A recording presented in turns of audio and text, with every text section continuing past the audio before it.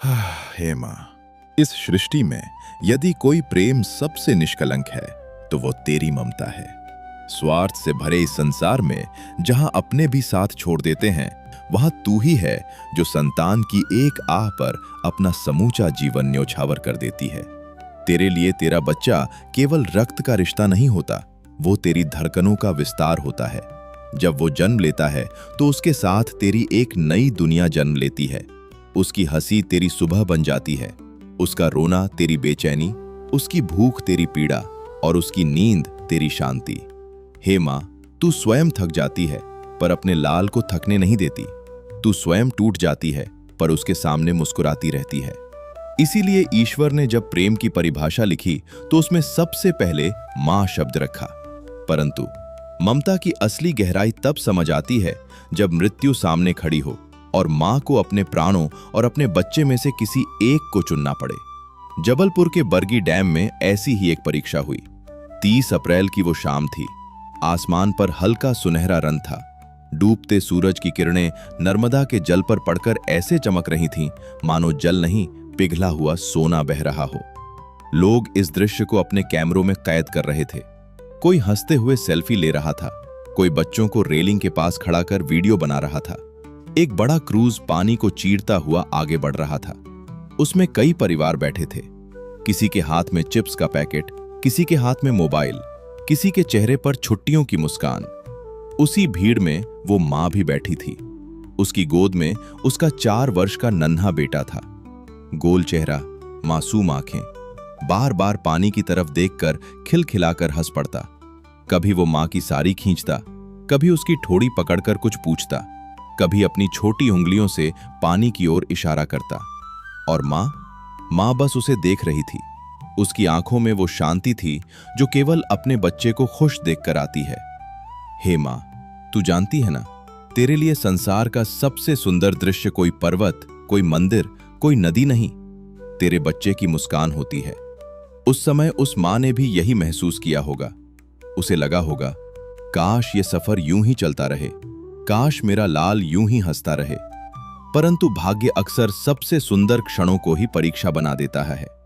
धीरे धीरे हवा बदलने लगी। पहले हल्की ठंडक आई। कुछ लोगों ने कहा, वाह कितना अच्छा मौसम हो गया। फिर अचानक एक तेज झोंका आया। क्रूज हल्का सा डगमगाया। कुछ लोग चौंके, फिर संभल गए। लेकिन अगले ही पल दूसरी लहर और तेज थी। नाव इस बार ज्यादा झुकी। लोगों के चेहरों से हंसी गायब हो गई। किसी ने चालक से ऊंची आवाज में कहा, भैया किनारे चलो। किसी ने अपने बच्चे को गोद में उठा लिया। और तभी आसमान पर काले बादल ऐसे उमड़े जैसे किसी ने रोशनी पर पर्दा डाल दिया हो। हवा अब तूफान बन चुकी थी। लहरें क्रूज की दीवारों से टकराने लगी। एक तेज आवाज हुई। नाव बुरी तरह कांपी और देखते ही देखते लोगों के मुंह से चीख निकल गई। किसी का संतुलन बिगड़ा, कोई सीट से फिसल गया, किसी बच्चे का खिलौना दूर जा गिरा। चारों ओर अफरा तफरी मच गई।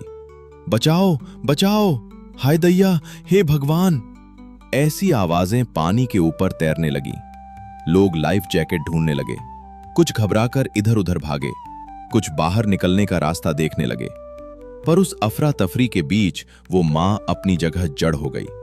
उसने अपने बेटे को दोनों हाथों से उठाकर सीने में भींच लिया, इतना कसकर मानो उसकी बाहें लोहे की जंजीर बन गई हों। बेटा घबरा गया था। उसकी छोटी उंगलियां मां के कपड़ों में धंस गईं। उसकी आवाज कांप रही थी, मां। बस इतना ही। एक डरे हुए बच्चे को पूरा वाक्य नहीं बोलना पड़ता। उसका मां कहना ही उसकी पूरी दुनिया को पुकारना होता है। और उस मां ने उसी क्षण मन ही मन निर्णय कर लिया, अब चाहे जो हो, मैं अपने बच्चे को खुद से अलग नहीं होने दूंगी। पानी नाव के निचले हिस्से में घुस चुका था। लोगों के पैरों में ठंडा पानी लगा तो भगदड़ और बढ़ गई। कुछ लोग धक्का देकर ऊपर चढ़ने लगे, कुछ ने रेलिंग पकड़ ली। किनारे से देखने वाले लोग चिल्ला रहे थे, मदद के लिए हाथ हिला रहे थे, लेकिन मौत पानी से तेज बढ़ रही थी। पानी घुटनों तक आया, फिर कमर तक। बच्चा अब रो रहा था। उसका पूरा शरीर कांप रहा था। मां ने उसका सिर अपनी गर्दन के नीचे छिपा लिया। उसकी हथेली बच्चे की पीठ पर बार बार फिर रही थी, जैसे वो बिना शब्दों के कह रही हो, डर मत मेरे लाल, मैं हूं। हे मां, जब पूरी दुनिया डूब रही होती है तब भी तेरी गोद हे मां, ईश्वर ने तुझे जितना कोमल बनाया है उतना ही असीम सहनशील भी बनाया है। तू अपने हिस्से का हर दुख सह लेती है, पर अपने बच्चे की एक सिसकी भी तुझसे देखी नहीं जाती। इसीलिए जब संकट तेरे बच्चे तक पहुंचता है तो सबसे पहले तेरी आत्मा घायल होती है। बरगी डैम की वो डूबती नाव अब लगभग आधी पानी में समा चुकी थी। लोगों की चीखें हवा में घुल रही थी। कोई हाथ हिला रहा था, कोई पानी में तैरने की कोशिश कर रहा था, कोई किसी अपने का नाम लेकर रो रहा था। पर उस कोलाहल के बीच एक मां की दुनिया, सिर्फ उसके सीने से चिपका वो छोटा सा बच्चा था। बेटा बुरी तरह कांप रहा था, उसकी सांसें अनियमित हो चुकी थीं। वो रोते रोते थक गया था। उसकी आवाज अब धीमी पड़ने लगी। उसने अपनी नन्ही उंगलियों से मां की साड़ी को आखिरी बार कसकर पकड़ा। उसकी गर्दन मां के कंधे पर ढीली पड़ती जा रही थी। हे मां, तू उस स्पर्श को सबसे पहले समझ जाती है। तुझे बता दिया जाता है कि तेरे लाल की शक्ति जवाब दे रही है। उस मां ने घबराकर बेटे का चेहरा दोनों हथेलियों में लिया, उसकी आंखों में देखा। शायद वो उसे पुकारना चाहती थी, शायद वो कहना चाहती थी, बेटा आंखें खोल, मैं यहीं हूं। पर तू जानती है, कुछ क्षण ऐसे होते हैं जब शब्द गले में ही मर जाते हैं। बच्चे की पलकों की थरथराहट कम हो रही थी, उसके होंठों की कंपकंपी धीमी हो रही थी।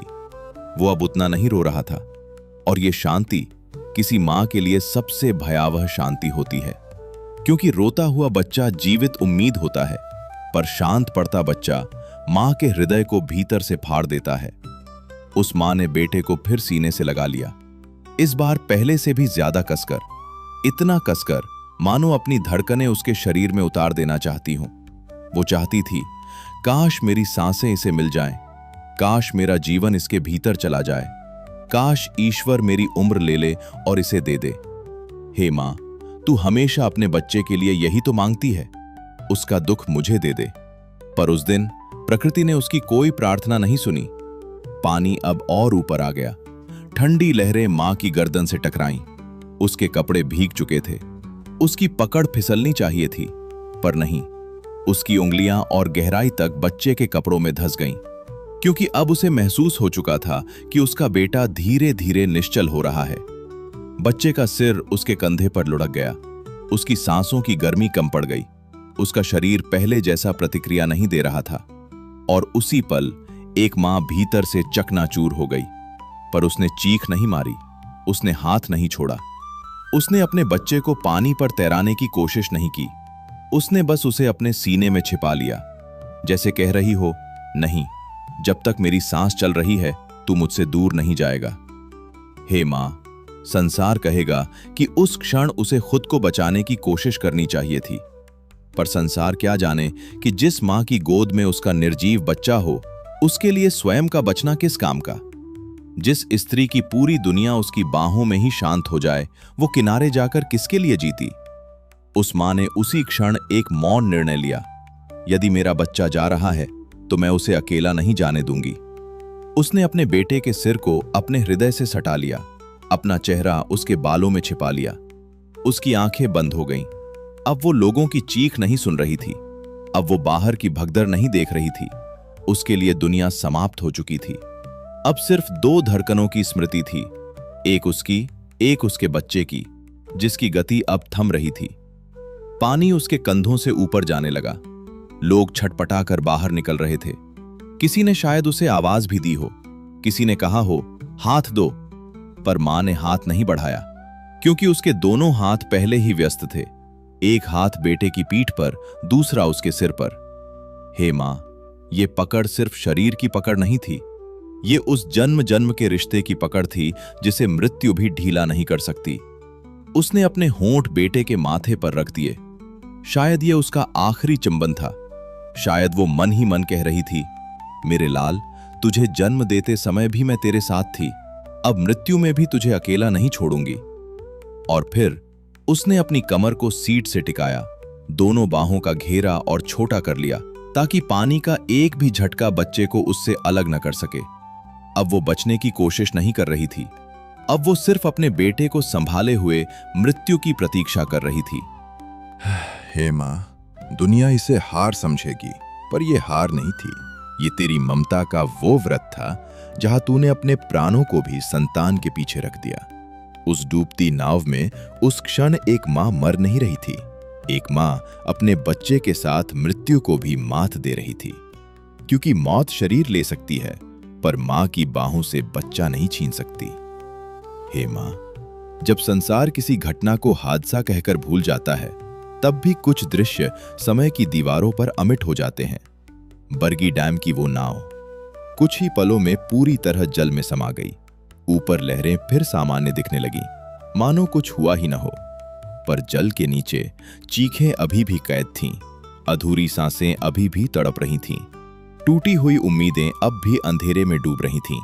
किनारे पर लोग रो रहे थे, कोई अपने परिजन का नाम पुकार रहा था, कोई हाथ जोड़कर बचाव दल से विनती कर रहा था, कोई पानी की ओर देख देख कर बेहोश हो रहा था। एसडीआरएफ की टीमें पहुंची, स्थानीय गोताखोर पानी में उतरे, रस्सियां डाली गईं, एक एक कर लोगों को खोजा जाने लगा। समय बीतता गया, डूबते सूरज की रोशनी खत्म हुई, अंधेरा उतर आया। फिर भी खोज बंद नहीं हुई, क्योंकि किनारे पर खड़े हर परिवार की आंखों में एक ही प्रश्न था, मेरा अपना कहाँ है? हे मां, प्रतीक्षा से बड़ा कोई दंड नहीं।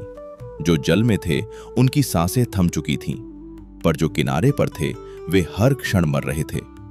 घंटों बाद जब गोताखोर क्रूज के भीतर गहराई तक पहुंचे तो टॉर्च की रोशनी में उन्हें कई बिखरे हुए सामान दिखाई दिए, चप्पलें, बैग, बच्चों की पानी की बोतल, टूटे मोबाइल। और फिर एक सीट के पास उन्हें वो दृश्य दिखा जिसे देखकर अनुभवी बचाव कर्मियों की भी आंखें भर आईं। वहां एक मां थी, उसका शरीर निश्चल था, उसकी आंखें बंद थीं, उसके भीगे बाल चेहरे से चिपके हुए थे, पर उसकी दोनों बाहें अब भी कसकर बंद थीं। उन बाहों के बीच उसका छोटा बेटा था। बेटे का चेहरा मां के सीने में दबा हुआ था।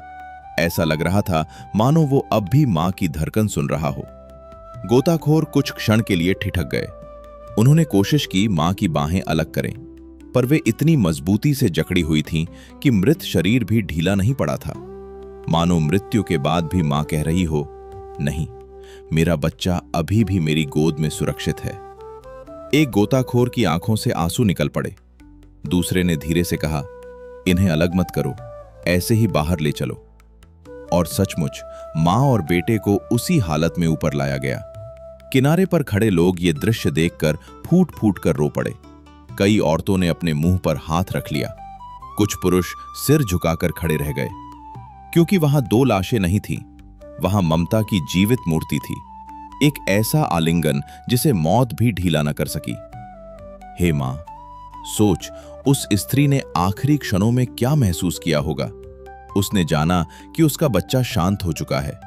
उसने समझा कि अब कोई चमत्कार नहीं होगा। फिर भी उसने उसे छोड़ा नहीं। क्यों? क्योंकि मां के लिए संतान की मृत्यु का अर्थ ये नहीं कि रिश्ता समाप्त हो गया। मां के लिए बच्चा सांसों से नहीं, अस्तित्व से जुड़ा होता है। बच्चा जीवित हो या निर्जीव, मां की बाहों में उसका स्थान वही रहता है।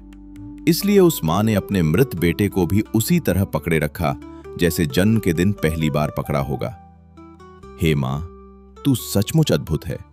जब बच्चा जन्म लेता है तू उसे जीवन देती है, और जब बच्चा मृत्यु की ओर बढ़ता है तू उसे अकेला नहीं जाने देती। यही कारण है कि इस संसार में ईश्वर का सबसे निकट रूप मां को कहा गया है, क्योंकि ईश्वर भी हर समय साथ नहीं दिखता, पर मां आखिरी सांस तक साथ रहती है। बरगी डैम की उस गहराई में एक स्त्री ने यह सिद्ध कर दिया कि ममता शरीर की शक्ति नहीं, आत्मा की प्रतिज्ञा होती है। उसने अपने प्राणों की भीख नहीं मांगी, उसने अपने लिए किनारा नहीं खोजा। उसने बस इतना चुना, जहां मेरा लाल जाएगा वहीं मेरी सांस भी जाएगी। और वो चली गई, पर जाते जाते पूरे संसार को यह सिखा गई कि मां होना केवल जन्म देना नहीं होता। मां होना मतलब है अपने बच्चे के लिए मृत्यु को भी आलिंगन कर लेना। इसलिए कहता हूं, हे मां, तेरी ममता पर ग्रंथ लिखे जा सकते हैं, पर उसकी गहराई कभी नापी नहीं जा सकती। मौत शरीर को डुबो सकती है, पर मां की बाहों में बंधे प्रेम को नहीं। बरगी डैम की लहरें आज भी ये गवाही देती हैं। उस दिन एक नाव डूबी थी, पर उससे कहीं गहरा एक मां का प्रेम अमर हो गया था।